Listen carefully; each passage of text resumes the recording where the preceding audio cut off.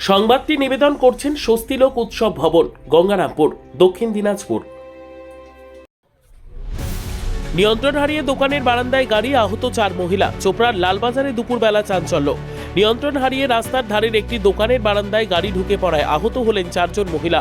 মঙ্গলবার দুপুরে চোপড়ার লালবাজার এলাকায় এই ঘটনাকে কেন্দ্র করে ব্যাপক চাঞ্চল্যের সৃষ্টি হয়। স্থানীয় সূত্রে জানা গিয়েছে, এদিন একটি ছোট 4 চাকা গাড়ি দাসপাড়া থেকে চোপড়ার দিকে যাচ্ছিল। লালবাজার এলাকায় পৌঁছতেই আচমকা নিয়ন্ত্রণ হারায় গাড়িটি। প্রত্যক্ষদর্শীদের দাবি, গাড়িটির গতি বেশ দ্রুত ছিল। কিছু বুঝে ওঠার আগেই সেটি রাস্তার পাশের একটি দোকানের বারান্দায় সজোরে ধাক্কা মারে।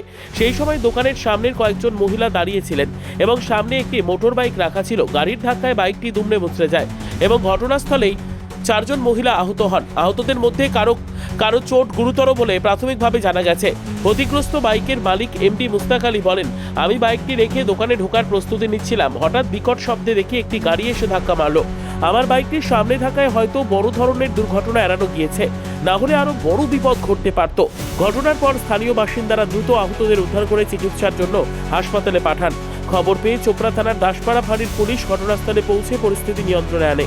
কী কারণে গাড়িটি নিয়ন্ত্রণ হারায় তা খতিয়ে দেখছে পুলিশ। ঘটনাকে কেন্দ্র করে এলাকায় কিছু সময়ের জন্য যান চলাচলেও বিঘ্ন ঘটে।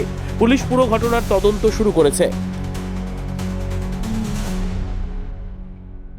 সর্বোত্তম সুযোগ সুবিধে রয়েছে আতিথেয়তায়।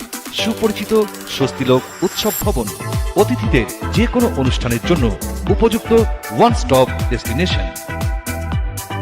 আমরা আপনার বিশেষ অনুষ্ঠানটিকে অবিস্মরণীয় করে তুলি। স্বস্তিলোক উৎসব ভবন, শিববাড়ি রোড, গঙ্গারামপুর, দক্ষিণ দিনাজপুর।